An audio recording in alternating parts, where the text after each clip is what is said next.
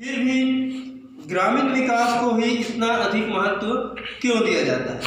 इसका उत्तर है कि आज भी भारत गांव का देश है और भारत की लगभग 2/3 जनसंख्या कृषि पर आधारित है, जिसकी उत्पादकता इतनी कम है कि उन सब का जीवन निर्वाह भी नहीं हो पाता है। इसलिए देश की 1/3 जनता अभी भी घोर निर्धनता में रहती है। यदि हम भारत की वास्तविक उन्नति चाहते हैं तो हमें विकसित ग्रामीण भारत का निर्माण करना होगा, है ना। अब हम देखते हैं ग्रामीण विकास का अर्थ, है ना। ग्रामीण विकास का क्या अर्थ है? तो ग्रामीण विकास एक व्यापक शब्द है। यह मूलतः ग्रामीण अर्थव्यवस्था के उन घटकों के विकास पर ध्यान केंद्रित करने पर बल देता है जो ग्रामीण अर्थव्यवस्था के सर्वांगीण विकास में पिछड़ गए हैं। ग्रामीण विकास के लिए जिन क्षेत्रों में नई और सार्थक पहल करने की आवश्यकता बनी हुई है वे इस प्रकार है ना। मानव संसाधनों का विकास, जिसमें निम्नलिखित सम्मिलित है। पहला है साक्षरता, विशेषकर महिला साक्षरता, शिक्षा और प्रशिक्षण का विकास। दूसरा है स्वास्थ्य, जिसमें स्वच्छता और जन स्वास्थ्य दोनों शामिल है ना। तीसरा है भूमि सुधार। चौथा है प्रत्येक क्षेत्र के उत्पादक संसाधनों का विकास। और पांचवा है आधारभूत संरचना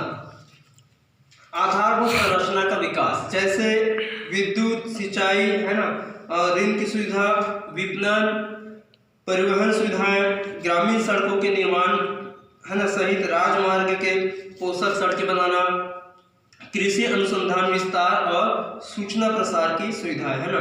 छठवां आता है निर्धनता उन्मूलन और समाज के कमजोर वर्ग के जीवन स्तर में महत्वपूर्ण सुधार के लिए विशेष उपाय अपनाया जाना। ठीक है, तो इसका अर्थ यह है कि अनाजों, फल, सब्जियों के उत्पादन में लगे कृषक समुदायों को उत्पादकता बढ़ाने में विशेष सहयोग देनी होगी। गैर कृषि उत्पादक क्रियाकलापों जैसे खाद्य प्रसंस्करण, स्वास्थ्य सुविधाओं की अधिक उपलब्धता, घर और कार्यस्थल पर स्वच्छता संबंधी सुविधाएं तथा सभी के लिए शिक्षा को सर्वोच्च प्राथमिकता, ताकि तीव्र गति से ग्रामीण विकास हो सके।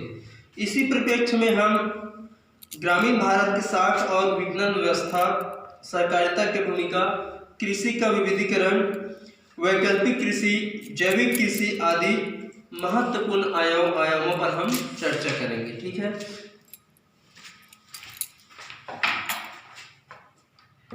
अब हम आगे देखेंगे कृषि साख के बारे में, है ना। तो सामान्यतः ग्रामीण साख से अभिप्राय उस साख से है जिसकी आवश्यकता ग्रामीण क्षेत्रों में होती है। क्योंकि ग्रामीण क्षेत्रों में अधिकांशतः जो निवासी हैं वो कृषि पर ही निर्भर होते हैं, अतः ग्रामीण साख का सामान्य अर्थ कृषि साख से लगाया जाता है। कृषि साख का अर्थ उस साख से है जिसकी आवश्यकता कृषि कार्य करने से होती है। यह आवश्यकता बीज, खाद व यंत्र खरीदने अथवा माल गुजारी देने या कृषि संबंधी अन्य कार्य करने के लिए हो सकती है।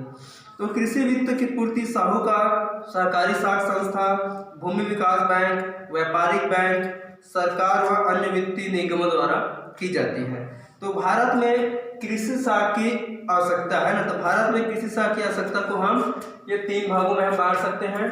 पहला है अल्पकालीन ऋण, दूसरा है मध्यकालीन ऋण या साख, है ना, तीसरा होता है दीर्घकालीन ऋण। तो हम इनको 3 भागों में बांटते हैं। सबसे पहले देखते हैं हम अल्पकालीन ऋण के बारे में।